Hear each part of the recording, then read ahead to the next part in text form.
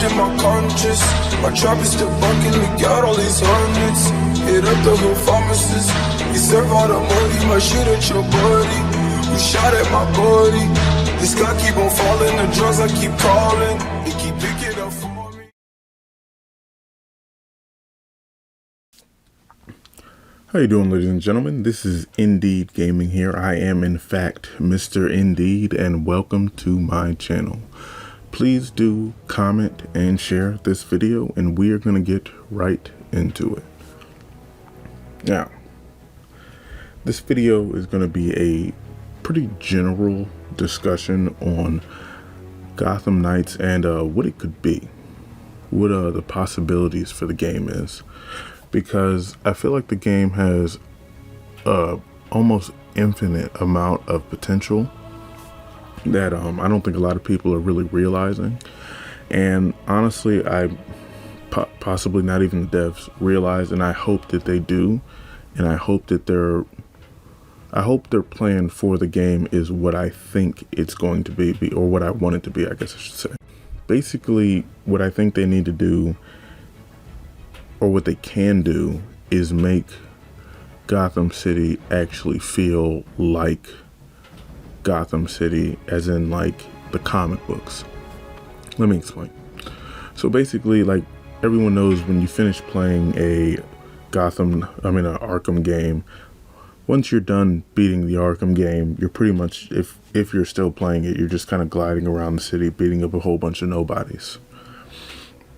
The side mission for Dr. Freeze gave me a lot of hope, I guess I should say, in what they could possibly be trying to do with the game, because with that open side mission is what they called it pretty much. With that mission, that type of mission structure, what they're opening the door for is they're opening the door for like a Jokerized city, or a fear-gassed city, or even a City of Bane type city, which is crazy to me. And I really hope that we get things like that, because the Dr. Freeze thing was pretty much a citywide threat. And we could get a situation where if Joker is in the game, we could basically get in-game, Joker in-game. I don't know if any of you have read that comic, maybe you have, maybe you haven't. But at a point in that story, Joker had Joker bombed the entire city. The entire city was cloaked in Joker gas. And we have NPCs walking around, which means that we could have a situation where the mission is, okay, we know Joker is at this building, we need to get there, but the entire city floor is covered in Joker gas that you can see, like it's light green gas. And you have to jump from rooftop to rooftop. You can't use your bike. I mean, I guess if you're Batgirl, you can glide, but if you're playing with someone like Red Hood, Nightwing, you can't glide, it's going to be a lot harder for you. And I think that would be crazy. I mean, then we got Scarecrow. Scarecrow could fear gas the city. Same deal with the gas. Only difference is if you fall into the street level with the fear gas, maybe the citizens who are on the ground level, who are screaming and crying and scared of everything, maybe they turn into hallucinations, different ones for each character. And you have to get yourself back up to the top. Hopefully you have an antidote on you or something like that you can pop and get rid of the hallucinations. The Joker gas, your character starts laughing, they become harder to control. Maybe even they start attacking civilians, that you can't stop them from doing if you're down there for too long.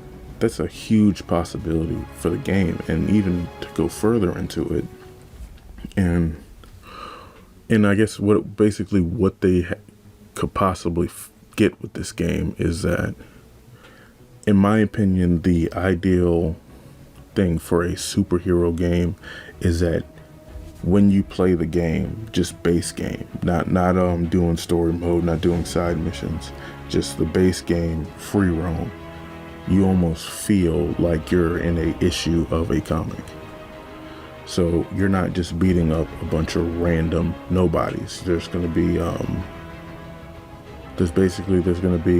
open world events, similar to a Red Dead scenario, where just random things can happen that are like not really story driven, but they have a story to them. They're not just, oh, these gang members are over here being gang members, or these bad guys are over here being bad guys. Like, they're actually, like, you can stumble upon a murder scene that you have to figure out. You can stumble upon a mugging. You can stumble upon actual villains. That's another very key thing, because Gotham City has a ridiculous amount of villains that they should be able to utilize. And like, when I say like these stumble upon villains like that, everything's not going to be like this, like what we're seeing right now with Dr. Freeze, this huge citywide thing. But maybe after you do this, for some reason Dr. Freeze is attacking some sort of lab, or he's attacking a bank, or he's just going on a rampage, and he can be a random event in Gotham City that you can happen upon. And the same with any other villain. I would like to see things with like Deathstroke or Deadshot or Black Spider with all assassins, whether you get a tip that they're in the city to assassinate somebody and you have to track them down and find them and stop them. Each one. And these are all random events, and they can be on some sort of time frame of you did the chain for Deathstroke here, now it's be 48 hours before it's a possibility for him to show up again, maybe 72 hours, because they can cycle between Deadshot, Deathstroke, Black Spider, Cheshire. There's some other assassins that I'm not thinking of off the top of my head, or it didn't have to be an actual villain. But matter of fact, even the villain, I would say that the assassination ones can be a villain 30% of the time, or 20% of the time. You have a 20% chance of it not just being some random nobody assassin, it actually being someone like Deadshot or Deathstroke. And then when it is one of them, the mission is changed. It's obviously it's more dangerous. Maybe there's more steps you have to go through. Maybe you have to find their hideout, things like that. If you're dealing with Two-Face, Penguin, Black Mask, you're dealing with tracking down certain members of their gang and eventually getting to them. And these are all, again, just random events that you can happen upon. And this isn't going to completely cut out regular events with regular nobodies. Again, this is going to, just like with the assassination ones, it's going to be about maybe 30%, 20% of the time that you come across something, because you don't want to just make it all regular villains that people know. It's like, you don't want to, I don't know, I feel like you can get a little generic, and you want to make it kind of special, but not unlikely, not uncommon. Like, you should be used to actually running into villains, because actual villains will make the game a lot more interesting when you're going around the city. You want the game to feel more interesting, and like each villain should have like different presets of open world encounter can be like, because you don't want to just do the same thing every time you run to this villain. So it's like, okay, Deathstroke has 4 or 5 different presets of how, like, what kind of target he's after, where he might be in the city, what he might be doing, what weapons he may be using, especially for someone like Deathstroke who uses multiple weapons. Maybe one time when you fight him, he uses a sword. Maybe another time he uses his staff. Maybe another time he uses guns. Obviously, Deadshot is pretty much always going to be using guns, but he has his wrist guns, but then he also has his assault rifle, he has a sniper rifle. He has a whole bunch of different guns. It's kind of, but different presets of missions. So maybe one time you're after Penguin and it's arms deal. Maybe another time it's some sort of corruption. Maybe another time it's robbing a bank or something like that. Maybe one time it's just as simple as some sort of murder of a high level rivaling gang member. Maybe a gang war pops off and you have to deal with that. But these should be random events that can happen in your open world to make your open world feel more interesting, because just gliding around the city or riding around the city or jumping around the city and fighting a bunch of nobodies gets boring really fast. And you don't just want to, I don't know, go around looking for trophies and stuff like that. You want more. You want things that you can actually do. And obviously, they can continue to update the game. So, to be clear, something like a City of Bane situation or a Jokerized city, like in-game type of situation, these things are not going to be just random world events. I feel like that's a bit big. Those would be more side missions. But maybe is like the game continues, more side missions that go to that level can be added for different villains, just to kind of keep things feeling fresh.